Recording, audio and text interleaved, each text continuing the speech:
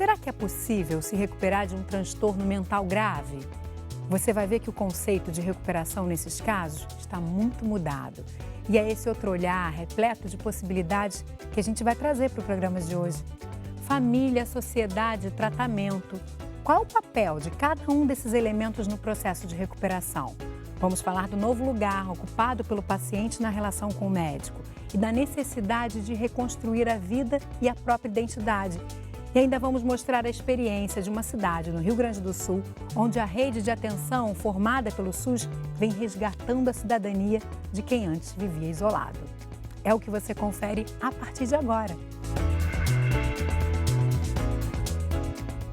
Olá, eu sou Leonardo Palmeira, psiquiatra, pesquisador do Instituto de Psiquiatria da UFRJ, junto ao Programa de Psicoeducação de Família e Pacientes com Transtornos Mentais Severos.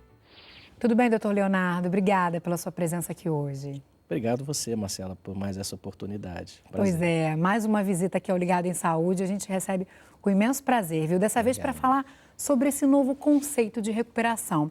E aí eu quero que você me diga, o conceito antigo de recuperação, ele era algo alcançável, era algo possível para quem sofre de transtornos mentais? Então, nós temos dois conceitos de recuperação, né? Um mais tradicional, que parte de uma visão médica, que é a recuperação clínica ou recuperação funcional, que é basicamente você ter uma diminuição dos sintomas para que você possa retomar o seu nível prévio de funcionamento. Ou seja, se você trabalha, se você estuda, voltar então às suas atividades. O problema é que as pesquisas, quando eram feitas sob esse critério, mostravam que em torno de 40% das pessoas com transtorno mental grave, particularmente esquizofrenia, tinham esse tipo de recuperação, né?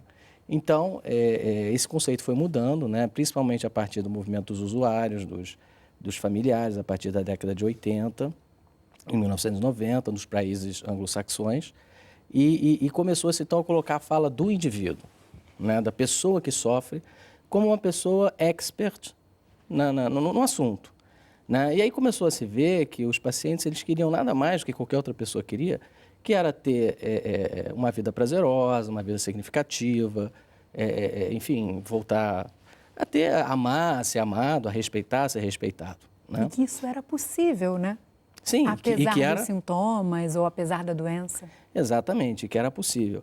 E então, a partir daí, foi um movimento que foi ganhando força, né? E se criou, então, um conceito de recuperação pessoal, né? Que aí as pesquisas mostram que quando você utiliza esse conceito, cerca de 70% das pessoas acabam se recuperando, né? Ou seja, é uma mudança de paradigma, né? E esse conceito, ele reúne algumas características, né? Em primeiro lugar, a mudança da visão sobre a saúde mental, né? Uma visão mais otimista, uma visão mais esperançosa, né? De que a doença ela não é necessariamente catastrófica, né? O indivíduo ele não tem uma doença que vai ser para o resto da vida, né? Não é uma doença que vai tirar dele as suas qualidades, ou seja, não é uma doença que é maior do que ele. Ela é parte dele, né? Mas ela não é esse indivíduo inteiramente, né? O indivíduo não é só a doença. Ela é encarada como uma vulnerabilidade, né? Vulnerabilidade a alguns fatores da vida, ao estresse, ou seja, a pessoa pode ter momentaneamente perder alguns mecanismos de enfrentamento, né, de resiliência, mas que ela pode recuperar, né? Vamos entender, então, do que a gente está falando também em relação a essas doenças, né? Que doenças são essas? Quais são as doenças mentais graves e de que forma elas interferem na vida? Então, quando a gente fala de transtorno mental grave, a gente está falando de doenças que têm uma duração de pelo menos 2 anos, né? E são doenças que acometem mais de uma área da vida da pessoa, né? Então, além dos acometimentos psicológicos, né, que pode acometer a vida familiar, que pode acometer a vida social, que pode acometer a vida laborativa, né? Então, estamos falando de doenças como esquizofrenia, transtorno bipolar, transtornos de personalidade graves, como transtorno de personalidade borderline, algumas formas graves de transtorno obsessivo-compulsivo e até mesmo depressões graves, por que não? Depressões crônicas, depressões que não melhoram ao longo de 2 ou 3 anos, também são consideradas transtorno mental grave. E que num primeiro momento, né, esse diagnóstico é algo muito duro, muito difícil de se lidar, inclusive para os familiares, né? Até por esse olhar que a gente tem mais antigo sobre a saúde mental, né? Na hora você pensa, nossa, o que vai ser da vida dessa pessoa? Como é que vai ser? Será que ele vai ter uma independência, uma autonomia? Será que ele vai construir a vida dele como eu imaginava? Né? Eu quero trazer um pouquinho disso, que a gente conversou com o Tiago, né, que 8 anos atrás foi diagnosticado com esquizofrenia. Ele vai falar um pouquinho pra gente sobre isso e a mãe dele também participa da entrevista. Vamos ver. Meu nome é Tiago, eu tenho 29 anos, né, eu tenho esquizofrenia e eu agora estou recuperado, me encontro num outro momento. E isso é fundamental para mim, assim, olhar para trás e saber que eu estou bem, eu estou normal, estou mais na realidade da vida do que na realidade do problema. Eu passei por muitas situações na vida.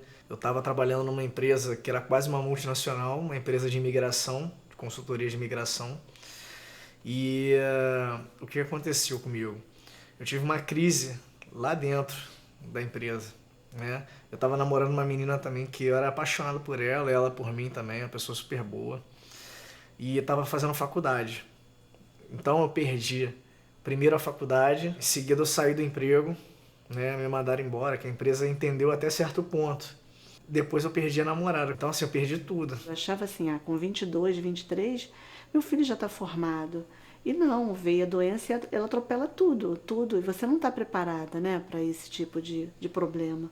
Até eu entender, eu ficava, nossa, meu filho, então isso é loucura, meu filho é louco.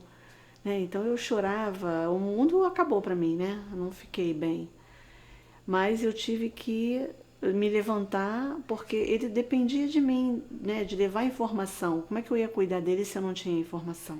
Quando o paciente está submetido a muito estresse, né, e eu saio na rua assim, aí eu acabo vendo as pessoas rindo, as pessoas falando alguma coisa com conteúdo da minha vida, que não é verdade, é do problema. Mas até eu chegar nessa etapa, né, de reconhecer isso, que isso era do problema, eu demorei muito. Eu consegui umas 3 semanas atrás me recuperar nesse aspecto. Hoje, por exemplo, eu ajudo muito a minha mãe em casa, lavando louça, varrendo a casa. Eu até gosto de varrer a casa. Eu malho também, jogo bola, né? Eu estudo. Eu fiz até um concurso. Tem 1 semana atrás eu fiz um concurso, né, público. Acredito que eu tenha ido bem, só que agora eu tenho que esperar o resultado. As possibilidades eu acho que são muitas, é só o familiar, né? Se inteirar na medicação, se inteirar com o médico, com o próprio paciente, procurar saber quais são os sintomas, em que ele pode ajudar. Se eu tô falando assim, bem hoje aqui, né? Porque assim, eu consegui com um conjunto de fatores que me ajudaram, né? E todo paciente pode ter isso.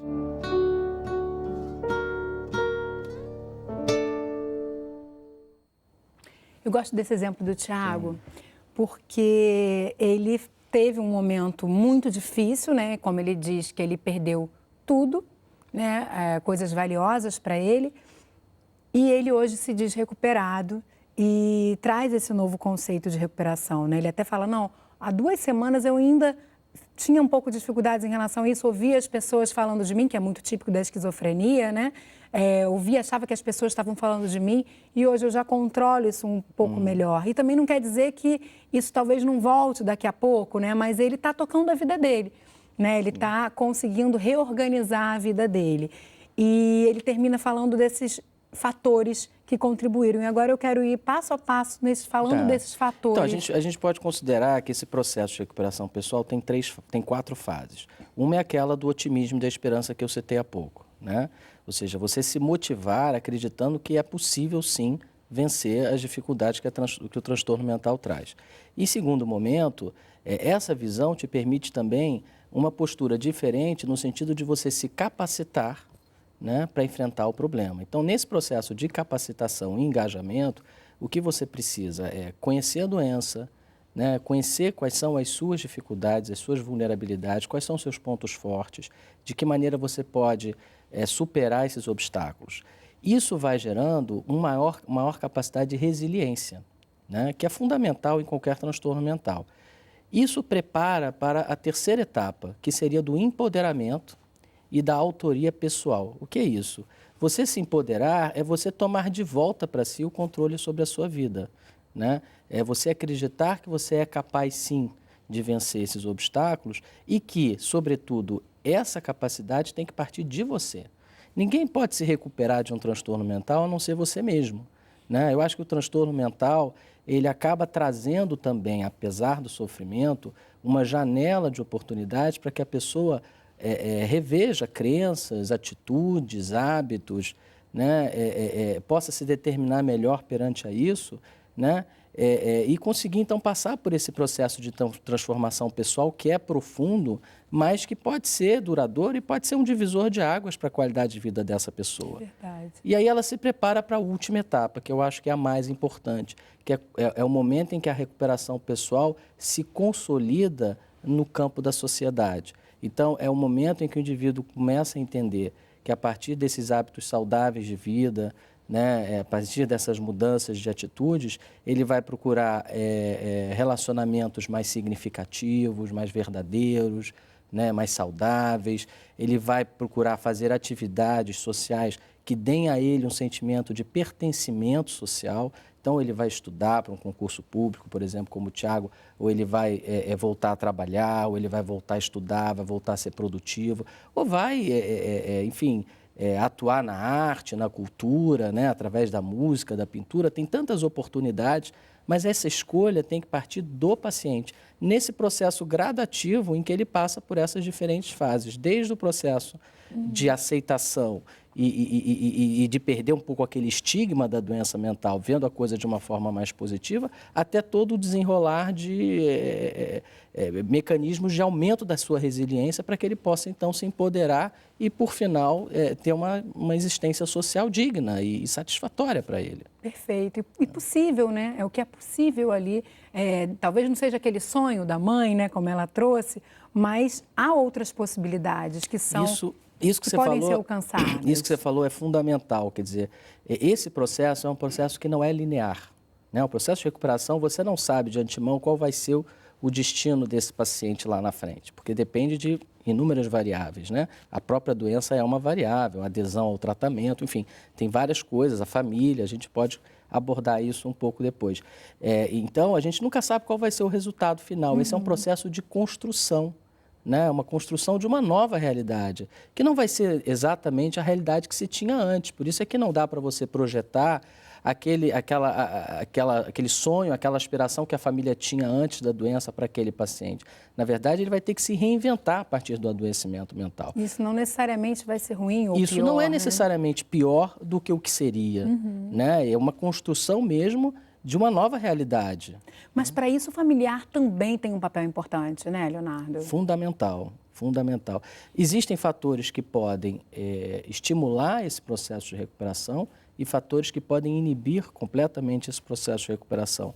Quando a gente fala da família, um aspecto central é que a família ela precisa compreender a doença do paciente, né? Ela precisa entender, ela precisa se colocar no lugar do paciente, né, para que ela diminua as suas cobranças, diminua as suas críticas, tenha menos um conceito que a gente usa de emoção expressada, que são esses conflitos emocionais que a doença acaba trazendo para a família, né, em função da improdutividade momentânea que aquele paciente tem ou das alterações de comportamento, das fases agudas da doença. Tem uma compreensão, né, sobre a doença e sobre as possibilidades naquele momento, principalmente quando se descobre a doença, né, quando está se buscando também esse tratamento. Acho que também encontrar o tratamento adequado, aquele que funcionou para aquele paciente, isso também deve dar uma virada nessa história, né, Leonardo? Com certeza, com certeza. Os tratamentos, por exemplo, os que estimulam esse processo de recuperação pessoal são tratamentos que levam em consideração o subjetivismo do indivíduo,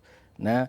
Quais são as escolhas dele, quais são as vontades dele, né? Que compartilha decisões, né? Que discute com o paciente os seus próprios objetivos, que apresenta a ele esse novo conceito. Então, isso tudo ajuda, né? Eu acho que a psicoterapia, a terapia ocupacional, né? Não é só a medicação, eu acho que a adesão ao tratamento ela é muito importante nesse processo. E tanto que a gente falou que uma das questões iniciais é o paciente poder compreender a doença e poder também compreender a função do tratamento medicamentoso. Eu quero voltar a isso, mas depois do intervalo, Tá, okay. Porque a gente vai fazer um intervalo bem rapidinho. Daqui a pouquinho você vai conhecer também a experiência de Viamão, no Rio Grande do Sul, onde mais de 200 pessoas deixaram clínicas psiquiátricas nos últimos anos e passaram a integrar a rede de atenção psicossocial do município.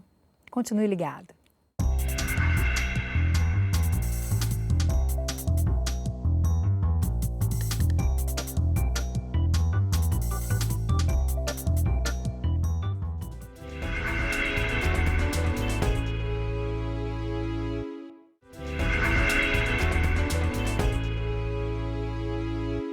Estamos de volta conversando sobre a possibilidade de recuperação nos casos de transtornos mentais graves.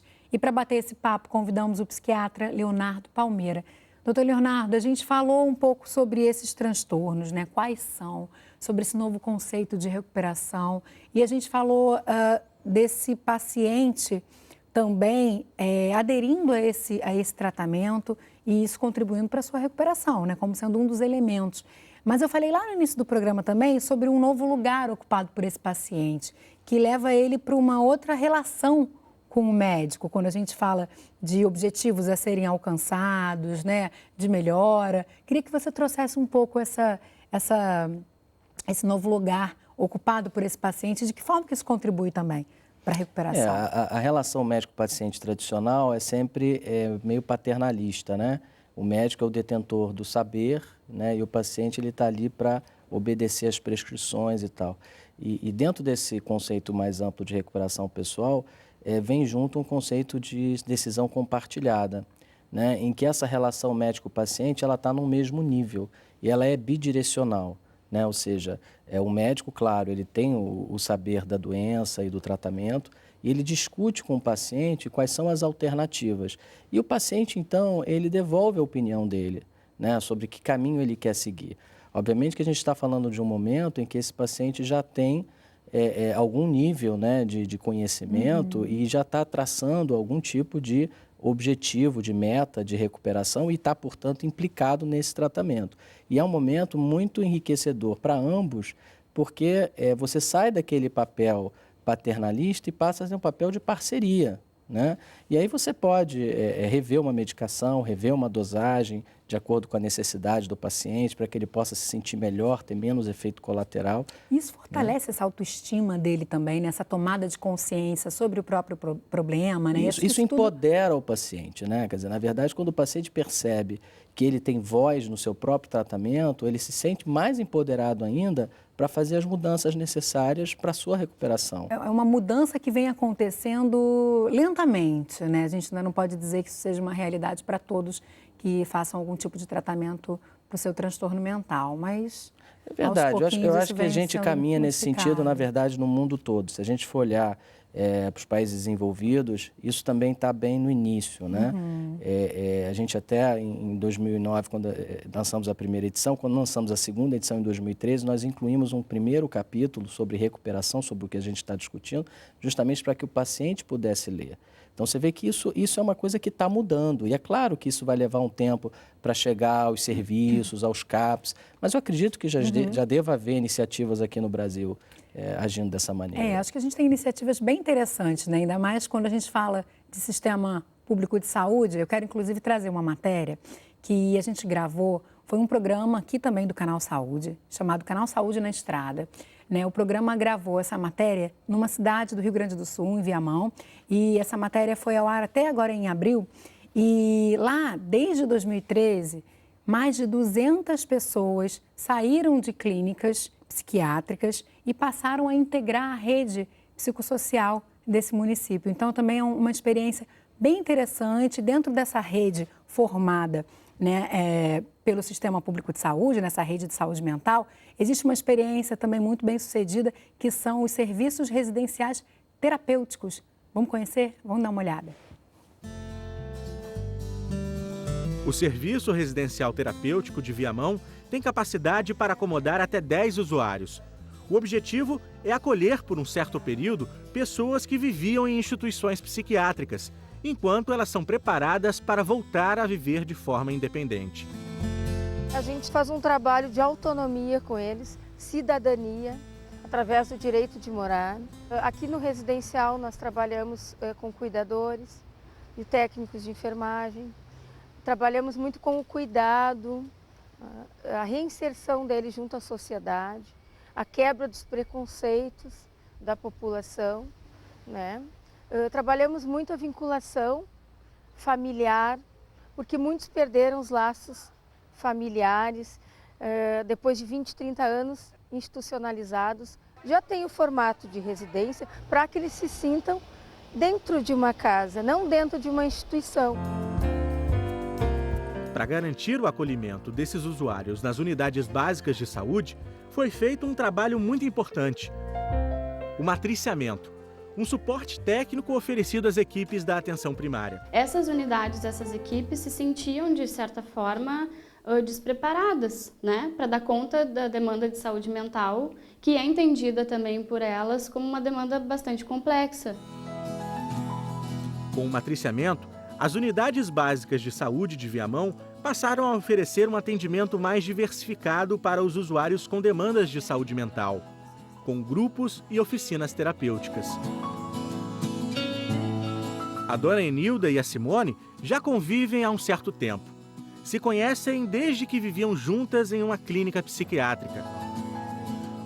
Hoje moram sozinhas e recebem o cuidado da Rede de Atenção Psicossocial de Viamão através de uma unidade básica de saúde. De alguma coisa a gente vai até o Urieta, que é o centro de saúde mais próximo, que fica a 2 paradas daqui, e aí a gente marca o médico. Simone, que tem limitações físicas, não vê a hora de começar a fazer fisioterapia, tratamento que foi encaminhado pela unidade básica. A expectativa é que eu melhore, consiga fazer os movimentos diários com menos sacrifício. Por exemplo, quando eu cheguei aqui, que eu não estava acostumada mais a colocar a roupa sozinha, eu levava 3 horas. Mas como eu levava 3 horas até me vestir. Mas agora, como eu faço isso todos os dias, eu estou levando em torno de 15 minutos. Mas com a fisioterapia eu vou me vestir como uma pessoa normal, assim, em 2 minutos eu já estou vestida. A emoção que a gente tem ouvindo e vendo a evolução das pessoas, do momento que eles saem da clínica e como eles constroem, em conjunto com a equipe, a autonomia e resgatam laços com as famílias, com conhecidos, isso não tem preço. Isso, para nós, é o que mais importa, porque a gente está trazendo essas pessoas de volta para a vida. Muito bacana essa experiência, né? Queria que você trouxesse um pouco dessa... Primeiro, queria esses comentários e queria que a gente falasse um pouco de toda essa trajetória que a gente teve também tão especial no Brasil, né, com a reforma psiquiátrica lá desde a década de 70 e que possibilita isso tudo que a gente vê hoje, né? Pessoas que antes estavam internadas, isoladas, já recuperando sua autonomia. Isso fala muito sobre recuperação, né? Fala totalmente, né? Essas pessoas, elas passaram a ter a sua subjetividade ouvida, né? Puderam dar vazão a isso, né? Dizer o que elas querem para si, né? Eu acho que essa abertura é muito importante.